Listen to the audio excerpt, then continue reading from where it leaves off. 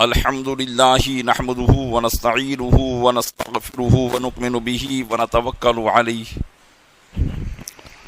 ونعوذ باللہ من شرور انفسنا ومن سیئات اعمالنا من يهده الله فلا مضل له ومن يضلله فلا هادي له ونشهد أن لا إله إلا الله وحده لا شريك له ونشهد أن سيدنا ومولانا محمدا عبده ورسوله أما بعد فأعوذ بالله من الشيطان الرجيم بسم الله الرحمن الرحيم فصل لربك وانحر آمنت بالله صدق الله مولانا العظيم وبلغنا رسوله النبي الأمين المكين الكريم ونحن على ذلك لمن الشاهدين والشاكرين والحمد لله رب العالمين۔ آئیے سب سے پہلے ہم اور آپ آقا انعامدار مدینے کے تاجدار دونوں عالم کے مالک و مختار نائب پروردگار گلشن ہستی کی اولی فصل بہار کے دربار گوہربار میں درود پاک کا قیمتی ہار پیش کریں۔ اللہم صلی علی سیدنا شفیعنا نبینا مولانا محمد معدن الجود والکرم وعلیہ وبارک وسلم۔ عقیدت و محبت کے ساتھ ایک مرتبہ اور پڑھیں، اللہم صلی علی سیدنا شفیعنا نبینا مولانا محمد معدن الجود والکرم وعلیہ وبارک وسلم۔ گنبد خضراء کے تصور کے ساتھ ایک مرتبہ اور پڑھیں، اللہم صلی علی سیدنا شفیعنا نبینا مولانا محمد معدن الجود والکرم منبع العلم والحلم والحکم وآلہ واصحابہ وبارک وسلم صلاة وسلاما سرمدا دائما ابدا علیک یا رسول اللہ۔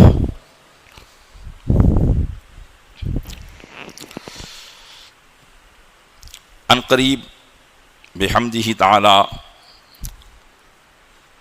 اسلام کا ایک عظیم الشان تہوار جو شعائر اسلام سے ہے، یعنی اسلام کی علامتوں سے ہے،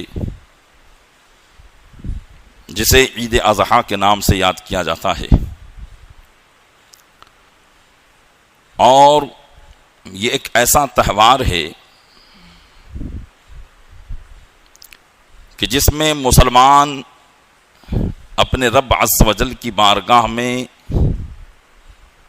اپنے مال کی بشکل جان قربانی دیتے ہیں، اور یہی اللہ عز و جل کا ہمارے لیے حکم ہے کہ اس کے فرمان پر ہم اپنی گردنیں جھکائیں اور دنیا کی چوں چرا سے الگ ہو کر کوئی دلائل اس پر تلاش نہ کر کے جیسے ہی رب کا فرمان ہو اس فرمان کے آگے اپنے سر کو جھکا دیا جائے، یہی ہمارا اسلام ہم سے تقاضا کرتا ہے، اور اسی وجہ سے ہمیں مسلمان کہا جاتا ہے، کیونکہ مسلمان کا معنی ہی ہوتا ہے اپنے رب کے حکم کے آگے اپنی گردن کو جھکا دینے والا، اپنے رب کے حکم کے آگے اپنی گردن کو جھکا دینے والا، اسی کو مسلمان کہتے ہیں، جس کی زندگی کا مقصد وہ یہی ہے کہ وہ اللہ عز و جل کی عبادت کے لیے پیدا کیا گیا ہے، جس کو اللہ تبارک و تعالیٰ نے اپنے محبوب صلی اللہ علیہ وسلم کی زبانی یہ کہلوایا، قل ان صلاتی و نسکی و محیایا و مماتی للہ رب العالمین۔ اے محبوب آپ فرما دیں، بے شک میری نماز اور میری قربانی اور میری زندگی اور میری موت اللہ ہی کے لیے ہے، جو سارے جہان کا پالنے والا ہے۔ تو یہ ہے ہماری زندگی کا مقصد، اور یہ ہے ہماری موت کا مقصد، اور یہ ہے ہماری عبادت کا مقصد، اور یہ ہماری قربانی کا مقصد ہے۔ اللہ تبارک و تعالیٰ نے اسی کو بڑی مشہور سورہ کریمہ ہے جو اکثر مسلمانوں کو زبانی یاد ہوتی ہے، جس کی ایک آیت کی تلاوت کا میں نے شرف حاصل کیا، فرماتا ہے فَصَلِّ لِرَبِّكَ وَانْحَرْ، تو تم اپنے رب کے لیے نماز پڑھو اور قربانی کرو، اپنے رب کے لیے نماز پڑھو اور قربانی کرو۔ تو پتہ چلا کہ مسلمان کا جو اولی مقصد ہے کسی کام کا، وہ یہی ہے کہ وہ ہر کام کو اپنے رب کی رضا کے لیے کرتا ہے، اور قربانی بھی اسے اپنے رب کی رضا کے لیے کرنا ہے۔ آئیے بالتفصیل چند فضائل اور مسائل، جیسا کہ ہر سال قربانی کے دنوں میں آپ کی خدمت میں پیش کیے جاتے ہیں، عرض کرنے کی کوشش کروں گا، اس لیے کہ اس کا تعلق صرف یہ نہیں کہ ایک رسم ہے یا ایک رواج ہے جو ہمارے بڑے بوڑھوں نے ڈال دیا تھا، بلکہ اس قربانی کا تعلق شریعت مطہرہ سے ہے، اور باقاعدگی کے ساتھ یہ قربانی مسلمانوں پر واجب ہوتی ہے۔ لیکن کن مسلمانوں پر واجب ہوتی ہے، کب واجب ہوتی ہے، اور اس کی ادائیگی کے کیا انداز ہیں، کیا طریقے ہیں، کہ جس کے بغیر اللہ عز و جل کی بارگاہ میں وہ قربانی قبول ہی نہیں کی جاتی۔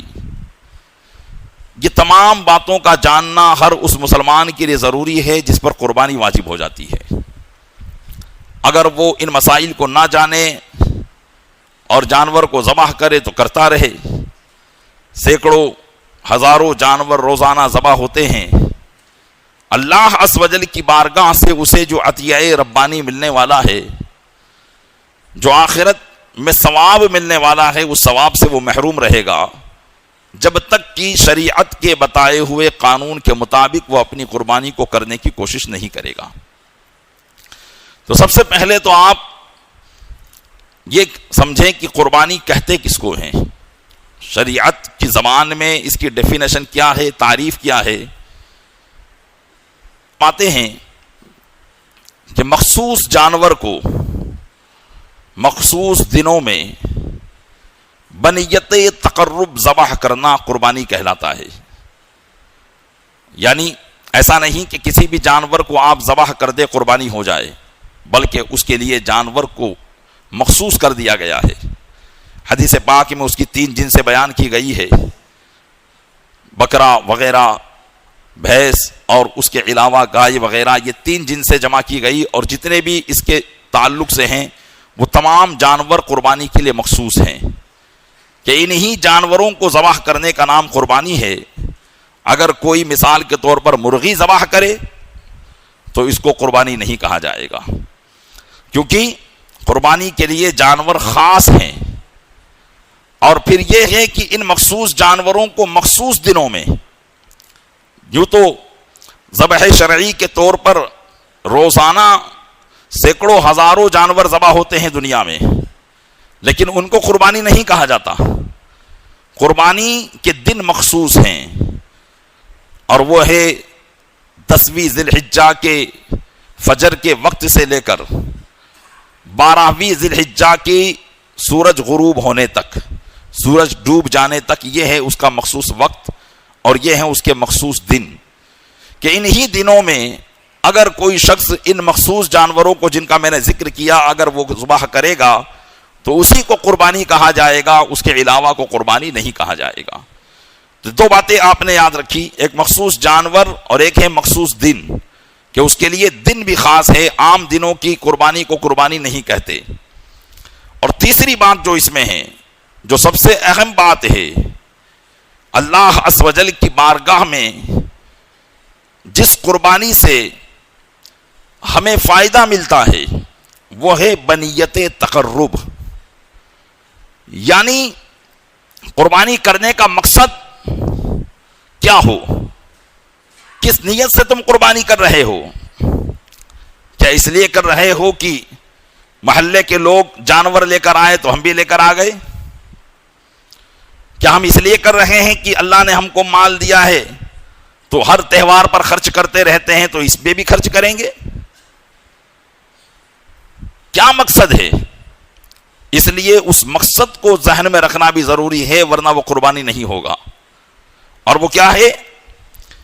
بنیت تقرب، یعنی اللہ عز و جل کی بارگاہ میں عبادت کی نیت سے اس کو کیا جائے، عبادت کی نیت سے اس کو کیا جائے کہ یہ میں جو کام کر رہا ہوں یہ رب عز و جل کے فرمان پر عمل کی نیت سے کر رہا ہوں، نہ یہ کہ صرف مجھے گوشت حاصل کرنا ہے، نہ یہ صرف کہ میرے گھر میں تہوار کے دن گوشت نہیں ہوگا اس لیے میں کر رہا ہوں، نہ یہ نیت کہ میرے رشتہ دار غریب ہیں ان میں تقسیم کرنے کے لیے میں کر رہا ہوں، یہ نیت نہیں، بلکہ اولین نیت بنیت تقرب، یعنی تقرب کی نیت سے، اللہ عز و جل کے حکم کو بجا لانے کی نیت سے ذبح کرنا قربانی ہے۔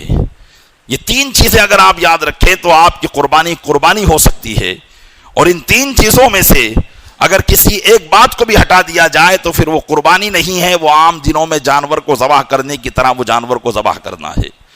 تو مخصوص دنوں میں مخصوص جانور کو بنیت تقرب ذبح کرنا، اس کو قربانی کہا جاتا ہے۔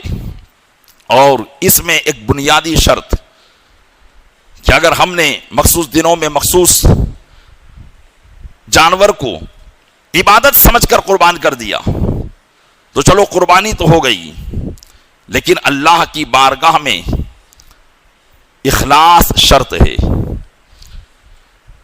خون بہا دیا، قربانی ہو گئی، لیکن کیا ہم اللہ کی بارگاہ میں گوشت کو پیش کریں گے؟ کیا اس کے خون کو پیش کریں گے؟ اللہ عز و جل ارشاد فرماتا ہے لن ینال اللہ لحومها ولا دماؤها، ہرگز اللہ کی بارگاہ میں نہ تو اس کا گوشت پہنچتا ہے نہ اس کا خون پہنچتا ہے۔ یہ گوشت اور یہ خون اس کی بارگاہ میں نہیں پہنچتا، فرماتا ہے وَلَٰكِنْ يَنَالُهُ التَّقْوَىٰ مِنْكُمْ، لیکن تمہاری تقوی اور پرہیزگاری اس کی بارگاہ میں پہنچتی ہے۔ تو کیا پہنچے گا؟ گوشت پوشت کے تو احکام ہم نے بیان کر دیے کہ اس کے 3 حصے تقسیم کر دیے جائیں اور وہ عزیز و اقارب رشتہ دار اور غریبہ فقراء اور گھر کے لیے رکھ لیا جائے۔ تو گوشت تو ہم نے خرچ کر دیا، خون ناپاک تھا بہا دیا، کھال کسی مدرسے مسجد میں دے دی، لیکن اللہ کی بارگاہ میں پہنچے گا کیا؟ اللہ ارشاد فرماتا ہے وَلَٰكِنْ يَنَالُهُ التَّقْوَىٰ مِنْكُمْ، لیکن تمہاری طرف سے تقوی پرہیزگاری اللہ کی بارگاہ میں پہنچتی ہے۔ پیارے اسلامی بھائیوں، جو فضائل قربانی کے بیان کیے گئے انشاءاللہ اس کو میں عرض کرنے کی کوشش کروں گا۔ ان فضائل اور ان مراتب کو ہم اسی وقت حاصل کر سکتے ہیں جبکہ ہم تقوی حاصل کریں۔ اور تقوی کہتے کس کو ہیں؟ تقوی کہتے اس کو ہیں کہ اللہ کا خوف اور اس کی خشیت ہمارے دل میں ہو، ریاکاری مقصود نہ ہو، لوگوں کو دکھاوا مقصود نہ ہو، لوگوں کے لیے ہم نے یہ قربانی نہ کی ہو، بلکہ اس بات کو اپنے ذہن میں بٹھا کر، جیسا کہ میں نے پہلے بھی فرمایا کہ یہ میرے رب کا حکم ہے اور مجھے میرے رب نے یہ کہا ہے کہ تم اپنے مال کی قربانی دو، تو اب میں اپنے رب کے حکم پر اچھے سے اچھا جانور لا کر میری حیثیت کے مطابق میں قربانی کرنے کی کوشش کروں گا۔ یہ ہے تقوی۔ اللہ کی بارگاہ میں حقیقت میں یہ چیز پہنچتی ہے کہ بندہ جب اخلاص کے ساتھ، نیک دلی کے ساتھ، اچھی نیت کے ساتھ جب اپنے رب کی بارگاہ میں خرچ کرتا ہے تو یہ چیز اللہ کی بارگاہ میں پہنچتی ہے. اللہ تعالیٰ دوسری جگہ ارشاد فرماتا ہے لن تنالوا البر حتى تنفقوا مما تحبون، ہرگز تم نیکی کو حاصل نہیں کر سکتے جب تک کہ اس میں سے خرچ نہ کرو جو تمہیں پسند ہو. اپنی پسندیدہ چیزوں کو خرچ نہ کرو. اپنی پسندیدہ چیزوں کو جب تک تم خرچ نہ کرو تم اللہ کی بارگاہ میں بھلائی کو حاصل نہیں کر سکو گے، ان فضائل اور ان مراتب کو حاصل نہیں کر سکو گے جو اللہ تعالیٰ نے اس کام کے کرنے پر بیان فرمائے ہیں. تو پتا چلا کہ بھلائی اسی وقت ملتی ہے کہ اللہ تبارک و تعالی کی عطا کردہ نعمتوں میں سے جو ہم کو پسند ہے اس پسندیدہ چیز میں سے اس کو اللہ کی راہ میں خرچ کر دیا جائے. حضرت ابراہیم علیہ السلام کو اللہ تبارک و تعالیٰ نے خواب میں یہی تو حکم فرمایا تھا. 3 دن تک لگاتار خواب دیکھا، یہی تو حکم فرمایا تھا کہ ابراہیم تم کو جو سب سے زیادہ محبوب ہے اسے اللہ کی راہ میں قربان کر دو. تو انہوں نے اونٹ کو قربان کر دیا. دوسرے دن پھر خواب دیکھا، یہی کہا گیا تو اور زیادہ اونٹ قربان کیے. پھر تیسرے دن خواب دیکھا، یہی بیان کیا گیا تو اور زیادہ مال خرچ کر دیا. لیکن پھر جب اور اللہ عز و جل کی طرف سے ان بات کے اشارات ہوئے تو سمجھ گئے کہ بات اب مال کی نہیں ہے، بات اب جان کی ہے. اللہ عز و جل کی طرف سے مجھے اپنے سب سے پیارے بیٹے اسماعیل کو ذبح کرنے کا حکم دیا جا رہا ہے. تم کو جو سب سے زیادہ پسند ہے، یہ خلت کے منصب پر فائز تھے، یہ اللہ کے دوست تھے، اللہ کے یار تھے. اللہ عز و جل کی محبت ان کے دل میں تھی. ان کی زندگی حقیقت میں اور ان کی موت اللہ ہی کے لیے تھی. ہم اور آپ تو صرف کہتے ہیں، لیکن یہ وہ بزرگان دین اور وہ اللہ عز و جل کے مقرب بندے ہیں کہ جنہوں نے اس کام کو کر کے دکھایا. حضرت اسماعیل علیہ السلام کو کیا ابراہیم علیہ السلام نے چھری کے نیچے نہیں لیٹا دیا تھا؟ انہوں نے طاقت بشری کے مطابق جو کرنا تھا کر دیا تھا. لیکن یہ اللہ عز و جل کا رحم و کرم تھا کہ اس نے بجائے اسماعیل کے دمبا کو ذبح کروا دیا. لیکن یہ نہیں کہ حضرت ابراہیم علیہ السلام اپنے امتحان میں ناکام ہوئے، اپنے بیٹے کو بچا لیا، بلکہ اللہ تعالیٰ نے فرمایا قد صدقت الرؤیا، اے ابراہیم تم نے تو اپنے خواب کو سچ کر دکھایا ہے. ایسا نہیں کہ مینڈا ذبح ہو گیا تو اسماعیل کو ذبح کرنے کا ثواب نہ ملا، بلکہ تم کو تو جو کہا گیا تھا تم نے کر دکھایا. لیکن ہم چونکہ احسان کرنے والے ہیں، انا کذالک نجزی المحسنین، بے شک ہم احسان کرنے والوں کو ایسا ہی بدلہ عطا فرماتے ہیں. تو حضرت ابراہیم علیہ السلام کی یہ سنت کریمہ ہمارے لیے تا قیام قیامت جاری و ساری ہو گئی، تا قیام قیامت جاری و ساری ہو گئی کہ ہمیں اپنی اولاد کو ذبح کرنے کا حکم نہ دیا، بلکہ یہ فرمایا کہ مال میں سے جو تم کو پسند ہے اللہ کی راہ میں اس کو خرچ کر ڈالو، اللہ کی راہ میں اسے قربان کر ڈالو. لوگوں کو دکھاوا مقصود نہ ہو اور نہ ہی یہ مقصود ہو کہ اگر میں حصے والی میں لکھا دوں گا تو پیسہ کم خرچ ہوگا اور اگر ویسے کروں گا تو پیسہ زیادہ خرچ ہوگا. حصے والی میں یہ اس وقت ہے جبکہ آپ کی کوئی تکلیف ہو. اگر آپ کو اللہ تعالیٰ نے مال سے نوازا ہے تو سب سے بہترین قربانی جو سب سے مہنگی ہو اس کو ذبح کرنے کی کوشش کی جائے. یہ اور بات ہے کہ اس موقع پر لوگ دام بڑھا دیا کرتے ہیں. جو لوگ خیر خواہی مسلم کا جذبہ نہیں رکھتے، اپنے ذہن و فکر میں یہ نہیں رکھتے کہ میں مسلمان کے ساتھ بھلائی کروں اور مسلمانوں کو لوٹنے میں لگے رہتے ہیں. اسی طریقے سے قصاب کے حالات بھی آپ کے سامنے ہیں کہ وہ ایسے موقع پر 2-2 گھنٹے کے 3-3 گھنٹے کے 4-4 5-5 ہزار روپے مسلمانوں سے لے رہے ہوتے ہیں. یہ وہ بات ہے کہ ان کے دل میں مسلمانوں کے ساتھ بھلائی کرنے کا جذبہ موجود نہیں ہے. ورنہ میرے آقا علیہ الصلوۃ والسلام ارشاد فرماتے ہیں الدین النصیحۃ، دین مکمل خیر خواہی کا نام ہے. اور خیر خواہی کس کے ساتھ؟ فرمایا اللہ کے ساتھ خیر خواہی یہ ہے کہ اللہ کی عبادت کی جائے. رسول کے ساتھ خیر خواہی یہ ہے کہ ان کی فرما برداری کی جائے. اور عامۃ المسلمین کے ساتھ خیر خواہی یہ ہے کہ ان کے ساتھ وہ کام کیا جائے جو انہیں بہتر لگے.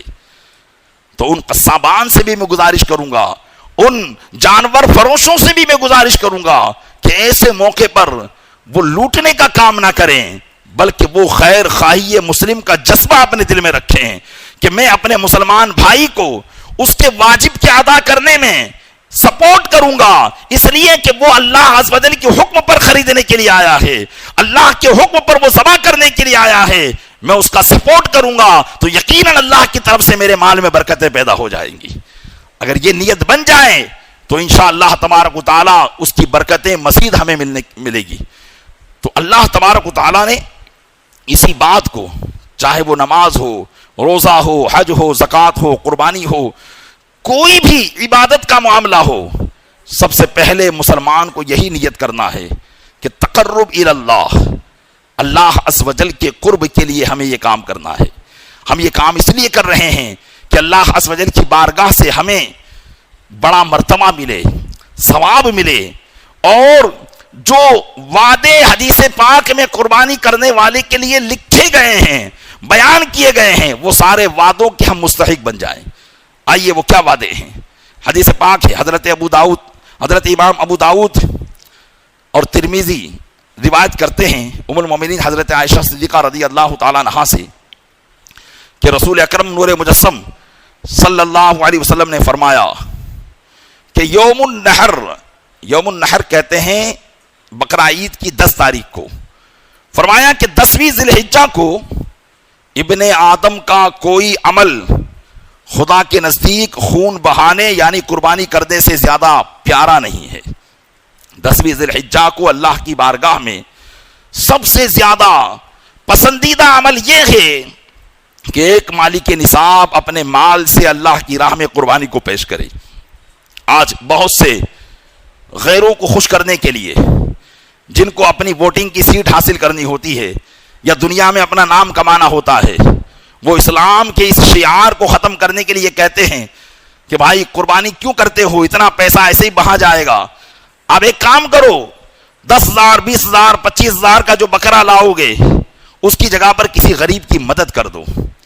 اگر کوئی مسلمان یہ سوچ کر کہ میں قربانی نہ کروں جو مجھ پر واجب ہے اور اس 25,000 کی کسی کی مدد کر دوں، تو یاد رکھے اللہ کی بارگاہ میں قربانی کی جگہ وہ 25,000 کی مدد کرنا جو ہے اس کو فائدہ نہیں دے گا، بلکہ وہ قربانی کو چھوڑ کر گناہ گار ہوگا۔ ہاں 25,000 کی وہ مدد اگر کرنا چاہتا ہے، اگر اس کو اتنا ہی اپنے غریب مسلمانوں کا درد ہے، تو وہ کیوں اپنی شادی میں لاکھوں روپے اڑاتا ہے؟ ادھر سے بچا کر ادھر خرچ کرے اور اللہ نے جو حکم دیا ہے اس کام کو کرنے کی کوشش کرے۔ تو پتا چلا کہ اللہ کے نزدیک قربانی کے دنوں میں جانور کو ذبح کرنا ہی سب سے پیارا عمل ہے، سب سے محبوب ترین عمل ہے۔ بندہ اگر کوئی اور کام چاہے کہ اس سے میں اپنے رب کو خوش کر دوں تو وہ خوش نہیں کر سکتا جب تک کہ وہ جانور کو ذبح نہ کر لے۔ پھر سرکار دو عالم صلی اللہ علیہ وسلم نے ارشاد فرمایا کہ وہ جانور قیامت کے دن اپنے سینگ اور بال اور کھروں کے ساتھ آئے گا، ہے نا۔ یہ اللہ عز و جل کی بارگاہ میں دیکھیے یہ جانور کیسے قبول ہوتا ہے۔ ہم نے تو اس کا گوشت پوشت کھا لیا اور اللہ کی راہ میں اس کو ذبح کر دیا، لیکن اس کا جو فائدہ ہمیں آخرت میں ملے گا، فرماتے ہیں کہ وہ جانور قیامت کے دن اپنے سینگ اور بال اور کھروں کے ساتھ آئے گا، اور قربانی کا خون زمین پر گرنے سے پہلے اللہ کی بارگاہ میں قبول ہو جایا کرتا ہے، اس کی بارگاہ میں مقام قبول میں پہنچ جاتا ہے۔ فرمایا آقا علیہ السلام نے لہٰذا اسے خوش دلی سے کیا کرو۔ خوش دلی سے کرنے کا مطلب یہ ہے کہ دل میں کوئی کجی نہ ہو، خرچ ہو رہا ہے تو کوئی فکر نہ ہو، بلکہ اللہ کی راہ میں خرچ کرنے کی نیت سے اس کو کیا جائے۔ تو فرمایا کہ اسے خوش دلی سے کیا کرو۔ اب یہاں دیکھیے بعض حدیث میں اس مفہوم کو ہی بیان کیا گیا کہ یہ جانور کل پل صراط پر تمہارے لیے سواری ہوگا، جیسا کہ حدیث پاک میں بیان کیا گیا کہ اپنے جانوروں کو فرما ذبح کرو، یعنی تندرست جانور کو اللہ کی راہ میں ذبح کرو، اس لیے کہ یہ کل پل صراط پر تمہارے لیے سواری ہے۔ تو یہ فضائل حدیث پاک میں ان کے بیان کیے گئے۔ ایک اور حدیث پاک سماعت کریں۔ رسول اللہ صلی اللہ علیہ وسلم نے ارشاد فرمایا کہ جو روپیہ عید کے دن قربانی میں خرچ کیا گیا اس سے زیادہ کوئی روپیہ پیارا نہیں ہے۔ جو روپیہ عید کے دن آدمی اللہ کی راہ میں بطور قربانی خرچ کرتا ہے، کوئی روپیہ اس سے زیادہ پیارا نہیں ہے۔ اور ایک اور حدیث پاک سنائی، ارشاد فرمایا کہ جس میں وسعت ہو، یعنی جس میں یہ طاقت ہو کہ وہ قربانی کر سکتا ہے، جس میں وسعت ہو اور قربانی نہ کرے، فرمایا وہ ہماری عیدگاہ کے قریب نہ آئے۔ ارشاد فرمایا کہ جو اپنی وسعت کے باوجود، طاقت کے باوجود قربانی نہیں کرتا ہے، فرمایا کہ وہ ہماری عیدگاہ کے قریب نہ آئے، کہ جب وہ اللہ عز و جل کے فرمان پر عمل ہی نہیں کر سکتا تو پھر اسے کیا سروکار ہے کہ وہ عیدگاہ کے قریب آئے؟ کیا سروکار ہے کہ وہ ہماری مسجدوں کے قریب آئے؟ جب اس کی نگاہ میں اللہ کے فرمان کی کوئی حیثیت ہی نہیں ہے تو پھر اس کی نماز پڑھنے سے بھی اس کو کوئی مطلب نہیں ہے۔ تو پیارے اسلامی بھائیوں، کوشش کرنا ہے۔ دیکھیے ابھی جو زمانہ چل رہا ہے، ابھی وہ زمانہ ہے کہ ہر مسلمان تو نہیں کہہ سکتے، لیکن اکثریت ہماری معاشی حالت سے پریشان ہے۔ لیکن ابھی آپ انشاءاللہ مسائل، ابھی 2 جمعہ باقی ہے بقرعید سے پہلے، تو لگاتار ہم ان مسائل کو بیان کریں گے۔ ان مسائل کو سن کر آپ خود اپنے آپ میں طے کرنا کہ کیا ہم پر قربانی واجب ہے کہ نہیں واجب ہے۔ اگر واجب ہے تو کوشش کرنا ہے کہ ہم کسی بھی طریقے سے اپنے اس قربانی کرنے میں کامیاب ہو جائیں، ہے نا۔ اگر جانور خرید سکتے ہیں تو جانور خرید کے، ورنہ حصے والی قربانی کے اندر حصہ دے کر اپنی وسعت کے مطابق اس کو کرنے کی کوشش کریں۔ تو یہ یقیناً ابھی ہمارے لیے تنگی کا زمانہ ہے، لیکن اگر خوش دلی سے جو باتیں ہم نے بیان کی، جن شرائط کو ہم نے بیان کیا، اگر واقعی مسلمان اپنے اس فرائض کو انجام دینے میں کامیاب ہو جاتا ہے تو اللہ عز و جل کی بارگاہ سے اس کی رزق کی راہیں کیسی کھلتی ہے یہ آپ خود دیکھ لیجئے گا۔ لیکن شرط یہی ہے کہ جو باتیں بیان کی گئی اس کے مطابق اس کام کو کرنے کی کوشش کریں۔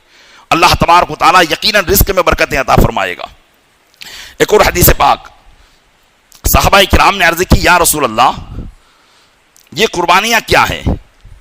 یعنی صحابہ کرام نے، کیونکہ بظاہر ایک جانور کو ذبح کرنا ہوتا ہے، اور ایسا بھی نہیں کہ اس کے گوشت کو تقسیم کر دیا جائے، بلکہ یہ کہا جاتا ہے کہ اپنے گھر والوں کو بھی کھلایا جائے۔ حالانکہ کوئی بھی نیک کام ایسا ہوتا ہے، جیسے زکوٰۃ ہم اللہ کے لیے نکالتے ہیں، تو ایسا تو نہیں کہ اسی پیسوں میں سے کچھ اپنے گھر میں خرچ کر لیتے ہیں، بلکہ ہمیں یہ حکم ہوتا ہے کہ ایک ایک روپیہ ہم اس کے مستحقین تک پہنچا دیں۔ تو اسی طریقے سے صحابہ کرام نے قربانی کے تعلق سے سوال کیا کہ قربانی کرنے کا حکم بھی دیا گیا ہے اور پھر یہ بھی کہا گیا ہے کہ اپنے گھر والوں کو بھی کھلائے۔ تو صحابہ کرام نے عرض کی، یا رسول اللہ یہ قربانیاں کیا ہیں؟ تو ارشاد فرمایا کہ تمہارے باپ ابراہیم علیہ السلام کی سنت ہے، سنت ابیکم ابراہیم، چونکہ اہل عرب میں اکثر حضرت ابراہیم علیہ السلام کی اولاد تھے۔ عربی لوگ جو تھے حضرت اسماعیل علیہ السلام ہی کی نسل سے عرب بسا ہے، تو اس لیے فرمایا سنت ابیکم ابراہیم، تمہارے باپ ابراہیم علیہ السلام کی سنت ہے۔ اب لوگوں نے عرض کی کہ یا رسول اللہ ہم یہ کرتے تو ہیں، لیکن اس میں ہمارے لیے کیا ثواب ہے؟ آخرت میں کیونکہ مسلمان کا ہر عمل وہ رائے گا نہیں جاتا، اگر وہ اللہ کی رضا کی نیت سے کرتا ہے تو بیکار نہیں جاتا، اس پر ثواب مرتب ہے، اس پر اللہ تبارک و تعالیٰ کی بارگاہ سے جزا ہے اور وہ یقیناً ملنا ہے۔ تو پوچھا صحابہ کرام نے کہ اس میں ہمارے لیے کیا ہے؟ تو آقا علیہ السلام نے فرمایا کہ ہر بال کے بدلے میں ایک نیکی ہے، جانور کے ہر بال کے بدلے میں ایک نیکی ہے۔ اب آپ پتہ لگا لیں کہ جتنے زیادہ بال ہوں گے اتنی ہی زیادہ ثواب ملے گا۔ لیکن صحابہ کرام علیہم الرضوان جو تھے نا، علماء فرماتے ہیں کہ صحابہ کرام روئے زمین پر امت مصطفیٰ صلی اللہ علیہ وسلم میں وہ ہستیاں تھی کہ جنہوں نے آخرت کے لیے اپنی دنیا کے معاملات کو چھوڑ دیا تھا۔ وہ ہر چیز میں اپنی آخرت کا فائدہ تلاش کرتے تھے، ہر چیز میں اپنی آخرت کا فائدہ تلاش کرتے تھے۔ ہمارا بھی یہی مقصد ہوتا ہے کہ ہم اپنی آخرت کو چاہتے ہیں، لیکن ہم اپنی آخرت سے پہلے اپنی دنیا کو رکھتے ہیں کہ ہم اگر کوئی نیک کام کرتے ہیں تو ہمارے دل میں ایک ارادہ یہ بھی ہوتا ہے کہ اگر یہ کروں گا تو میری روزی میں برکت ہو جائے گی۔ خیر، نیت خیر ہے، غلط نیت نہیں ہے، اچھی نیت ہے، لیکن صحابہ کرام اس سے بہت ورا تھے، اس سے بہت آگے تھے۔ انہیں اپنی دنیا کی فکر نہیں تھی، آخرت کی فکر تھی۔ اس لیے صحابہ کرام علیہم الرضوان نے پوچھا کہ بعض جانور تو وہ ہوتے ہیں کہ جن کے جسم پر بال ہوتے ہیں جیسے بکری وغیرہ، لیکن بعض ایسے ہوتے ہیں کہ جن کے جسم پر اون ہوا کرتی ہے، جیسے مینڈے دمبے وغیرہ کہ ان کے جسم پر بال نہیں ہوتے، اون ہوتی ہے۔ تو صحابہ کرام نے عرض کی یہ تو بال کا حکم بیان کیا گیا ہے، اب اگر کوئی مینڈا ذبح کر دے تو فرمایا کہ اون کے ہر بال کے بدلے میں بھی ایک نیکی ہے۔ آقا علیہ السلام نے فرمایا کہ ایسا نہیں کہ اس فضیلت صرف بال والے جانوروں میں، بلکہ اون کے ہر بال کے بدلے میں نیکی ہے۔ ایک اور حدیث پاک بیان کر کے اپنی گفتگو ختم کرتا ہوں۔ صحیح بخاری میں اس حدیث کو حضرت برا رضی اللہ تعالیٰ عنہ سے روایت کیا ہے کہ نبی کریم صلی اللہ علیہ وسلم نے فرمایا عید کے دن، اے لوگو، سب سے پہلے جو کام آج ہم کریں گے وہ یہ ہے کہ نماز پڑھیں، پھر اس کے بعد قربانی کرے، اور جس نے ایسا کیا اس نے ہماری سنت کو پا لیا۔ یعنی عید کی نماز کے بعد جس نے قربانی کی وہ ہمارے طریقے کو پہنچ گیا، اور جس نے پہلے ذبح کر لیا وہ گوشت ہے۔ عید کی نماز ہونے سے پہلے اگر کسی نے اپنے جانور کو ذبح کر دیا تو فرمایا کہ وہ گوشت ہے جو اس نے پہلے سے اپنے گھر والوں کے لیے تیار کر لیا ہے، قربانی سے اس کا کوئی تعلق نہیں ہے۔ تو پتا چلا کہ قربانی کے لیے یہ بھی ضروری ہے کہ عید کی نماز کے بعد ہی اس کو ذبح کیا جائے گا۔ عید کی نماز سے پہلے اگر ذبح کیا تو پھر اس کو قربانی نہیں کہا جائے گا۔ انشاءاللہ اس کے تفصیلی مسائل آئندہ بیان کرنے کی کوشش کروں گا۔ حضرت ابو بردہ ایک صحابی رسول ہیں، جب آقا علیہ السلام نے ان مسائل کو عید کے دن بیان کیا تو وہ کھڑے ہو گئے، اور یہ صاحب وہ ہیں کہ جنہوں نے نماز سے پہلے ہی اپنے جانور کو ذبح کر دیا تھا، اس نیت کے ساتھ کہ میرے اڑوس پڑوس کے لوگ غریب ہیں، عید کی نماز پڑھ کر آئیں گے تو تاخیر ہو جائے گی، لہذا میں پہلے سے ذبح کر دوں تاکہ سب کے گھر میں گوشت پہنچ جائے۔ اس نیت سے وہ پہلے ہی ذبح کر چکے تھے۔ تو وہ کھڑے ہوئے اور آقا علیہ السلام کی بارگاہ میں عرض کیا کہ یا رسول اللہ، میں نے تو پہلے ہی سے اس کو ذبح کر دیا ہے۔ تو آقا علیہ السلام نے فرمایا کہ یہ قربانی نہیں ہوئی۔ پھر ان سے پوچھا کیا تمہارے پاس کوئی جانور ہے؟ انہوں نے کہا کہ میرے پاس کوئی جانور نہیں ہے سوائے ایک 6 مہینے کی منیحہ کے، یعنی 6 مہینے کا بھیڑ کا بچہ، وہی میرے پاس ہے، اس کے علاوہ میرے پاس کچھ نہیں ہے۔ آقا علیہ الصلوۃ والسلام نے ارشاد فرمایا تم اسے ہی ذبح کر لو کہ تمہاری طرف سے یہی قربانی ہے، لیکن تمہارے علاوہ کسی کے لیے یہ جائز نہیں ہوگا۔ علماء فرماتے ہیں کہ اس سے پتا چلا کہ سرکار دو عالم صلی اللہ علیہ وسلم کو اللہ نے کیسا اختیار عطا فرمایا تھا۔ سب کے لیے تو یہ مسئلہ کہ وہ 1 سال کا جانور ذبح کرے، جیسا کہ جانوروں کی عمر ہے کہ اگر بھینس وغیرہ ہو تو اس کی 2 سال عمر ہے، بکرا وغیرہ ہو تو 1 سال عمر، اونٹ وغیرہ ہو تو 5 سال کی اس کی عمر ہونی چاہیے، لیکن آقا علیہ الصلوۃ والسلام کو اللہ نے شریعت مطہرہ میں یہ اختیار دیا ہے کہ جس کے لیے جو چاہے جیسا قانون بیان فرما دے۔ سرکار دو عالم صلی اللہ علیہ وسلم، بعض لوگ یہ کہتے ہیں کہ وہ مجبور ہے، محتاج ہے، کچھ کر ہی نہیں سکتے تھے جیسا، لیکن اللہ عز و جل کی بارگاہ میں ان کا وہ مقام و مرتبہ ہے کہ وہ تصرف، وہ اللہ عز و جل کی شریعت میں اللہ تعالیٰ نے انہیں یہ اختیار عطا فرمایا تھا کہ جس کے لیے جو چاہے مسئلہ بیان کر دے وہی اس کے لیے مسئلہ ہو جائے گا۔ تو فرمایا کہ اے ابو بردہ، یہ تمہارے لیے ہے، تم کو یہ خصوصیت دی جاتی ہے کہ صرف تم ہی 6 مہینے کا بچہ ذبح کر سکتے ہو، لیکن تمہارے علاوہ کے لیے کفایت نہیں کرے گا، جائز نہیں ہوگا۔ پیارے اسلامی بھائیوں، وقت ختم ہو رہا ہے لیکن میرے پاس مضمون کافی باقی ہے۔ میں نے ارادہ کیا ہے کہ چونکہ یہ مسائل کافی تفصیل سے ہیں اور اتنا وقت ہمیں جو ہے کم پڑتا ہے، تو میں یہ سوچ رہا ہوں کہ اگلے ہفتے سے 12:50 پر میں اپنا بیان شروع کر دوں، تاکہ جو ہے زیادہ سے زیادہ مسائل آپ تک پہنچانے میں کامیاب ہو جاؤں، کیونکہ آپ نے سمجھا ہوگا اس گفتگو سے کہ یہ وہ مسائل ہیں کہ جن کا جاننا ہمارے لیے ضروری ہے، اور ہم قربانی کرتے ہیں، الحمدللہ ہمیں اللہ تعالیٰ نے وہ توفیق دی ہے، تو ہم کیوں نہ ایسی قربانی کریں جو ہمارے رب کی بارگاہ میں قبول ہو جائے۔ تو انشاءاللہ وہ مسائل جب ہم جانیں گے اور اس طریقے سے کریں گے تو یقینی طور پر ہم اس کو کرنے میں کامیاب ہوں گے۔ اس لیے آپ سے گزارش ہے کہ جلد از جلد آپ جمعہ میں تشریف لے آئیں، ہے نا، 1:45 بجے تک آپ آ جائیں تو انشاءاللہ 12:50 پر میں اپنا بیان شروع کر دوں گا اور 1:30 بجے تک انشاءاللہ ختم کرنے کی کوشش کی جائے گی۔ اللہ تبارک و تعالی اپنے محبوب صلی اللہ علیہ وسلم کے صدقے میں ان تمام باتوں پر عمل کرنے کی توفیق عطا فرمائے، آمین بجاہ النبی الامین۔